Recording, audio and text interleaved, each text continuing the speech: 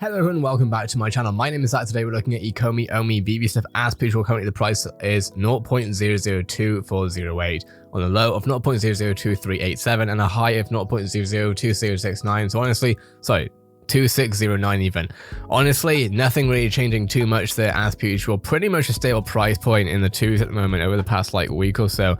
Nothing honestly surprising there. Of course, marketing hasn't gone crazy recently. We honestly haven't had any recent huge NFT drops, so not surprised. But that said, today we're looking at some possibilities, some ideas for what might happen here. So let's get into it. So TokiDoki, right?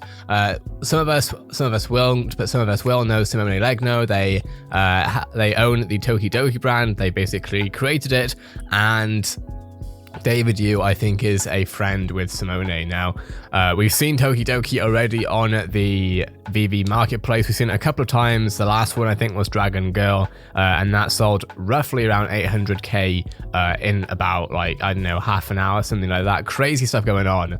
And now we've noticed that I actually saw someone post about this on Twitter, and I can't for the life of me find who it was. So if you know who it was, please put a link, or please tell me who it was in the comments, because I've literally been looking through all the major VeVe accounts that I follow to find this stuff regardless. So we can see here, not if we are in Firefox, here we go. So if we see here, we can see that Simone Legno has put out a TokiDoki brand Spongebob collaboration, continues with the first line of blind box collectibles. Have a wonderful day. Always happy to hear about your favorite one. Ciao. Now here we have, obviously we can see Sandy. I think this is Spongebob. This is Spongebob as a TokiDoki horse. And then we have Squidward right here. We have Patrick. We have a couple of Spongebobs here. And then we have a Spongebob in a Krabby Patty.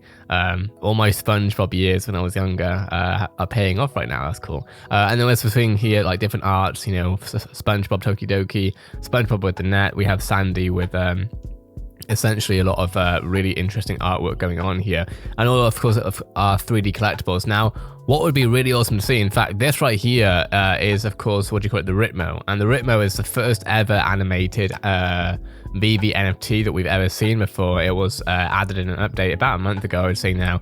But yes, we can see here this I think is a blind box. Here we have Sandy again.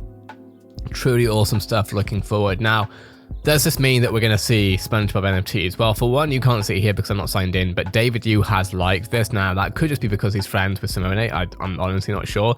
But if we have a look at licenses, right, because that's sort of where this comes down to as far as possibilities is concerned. Now, Spongebob itself is actually owned by Viacom, right? So Viacom, as you can see right here, Viacom launches Nickelodeon ebook subscription app. So essentially they hold the rights, I believe, to generally Nickelodeon shows. This is licensed global, which is what I look at a lot of the time for information here. And as we can see here, Viacom International Media Networks has launched a mobile subscription service for a digital library of kids' books. The reason why we're looking at this, right, is because essentially this tells us, right, that this Viacom is what makes the decisions. Now, if you have a look at Nickelodeon, which is owned by Viacom, right, so this is Nickelodeon here. If we go down here, we can see owner is ViacomCBS Domestic Media Networks. We have a look at this, and of course we have Viacom CBS Domestic Media Networks, formerly known as Warner Cable Communications, etc. And then if we keep going further down, we again see another time, where is it? Owner, here we go. Is that owner? No, that's not correct. Parent, there we go. So we have a look at this, right? So Warner Communications, back of, I don't know, a few decades ago, American Express at one point in Viacom, and then Viacom CBS 2019 to present, right? Now we have a look at this. Viacom CBS, American diversified multinational mass media and entertainment conglomerate, formed through the merger of the second incarnation of the CBS Corporation, etc. Now, a lot of you already know a lot of this, but some of you who don't, I'm putting it out there so that y'all are aware, essentially. Now, what's important about this, of course, is that when we have a look at the VeVe Global and that license announcement, now this came out over a year ago, but it still stands true, which is this blog post essentially goes over the licenses that VeVe already has. So we have TokiDoki, CBS Cartoon Network, Mumicon, Star Trek, Adventure Time, all these amazing brands, right? And this shows us so much of what we could see. We've already seen quite a lot of DC stuff. We've seen Harley Quinn already. We've seen Joker. We've seen Batman. So what's going to be interesting is the fact is that, and I'm not saying, I honestly genuinely think this is a coincidence, but it's kind of interesting how TokiDoki and the owner, the licensor, the global licensor for Spongebob are literally put right next to each other. Again, I truly think that's a coincidence. I don't think that maybe they were planning a year ago to do a collaboration. I'm not sure, and whatever. But regardless, what I'm getting at here is that VeVe definitely have a relationship with ViacomCBS already. TokiDoki already has a relationship with VeVe, hence why we've seen NFTs of TokiDoki twice now, actually.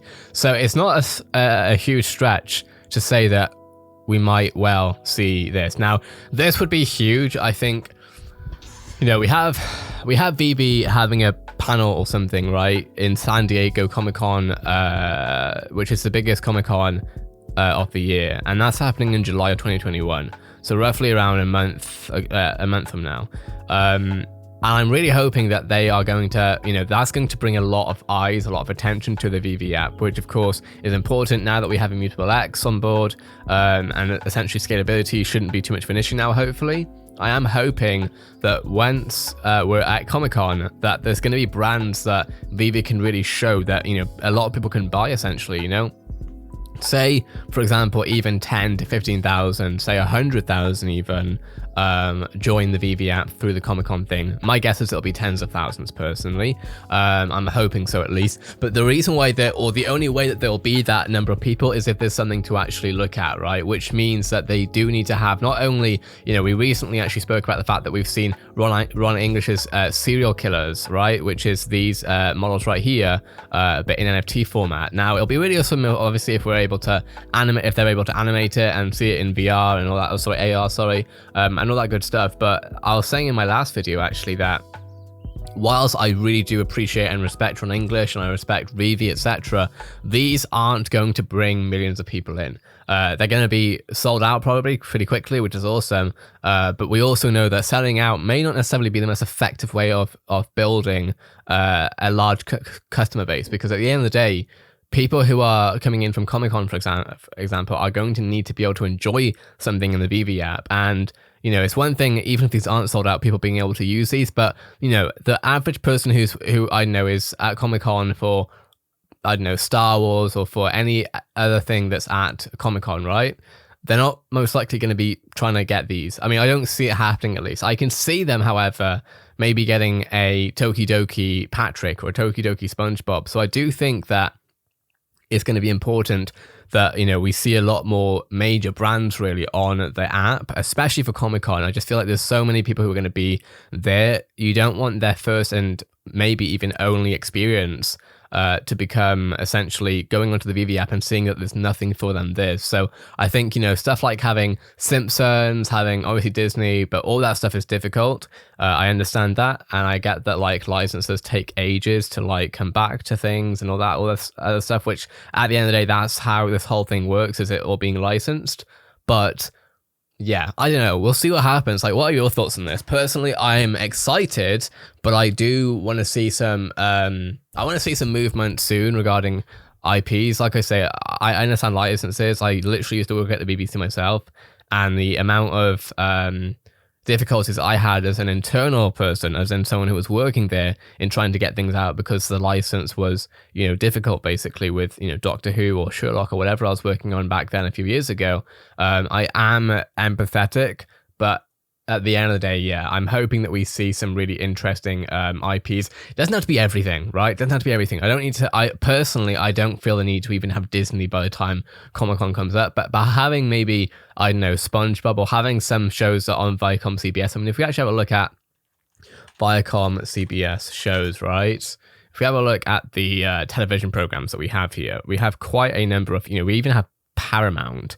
So we have a quick look at this. So we have like even DreamWorks Entertainment. So, you know, this stuff is absolutely huge, absolutely huge. Some of these are bigger than others, but at the end of the day, the brands that we're seeing on here really do have a lot of meat. Like, for example, Star Trek.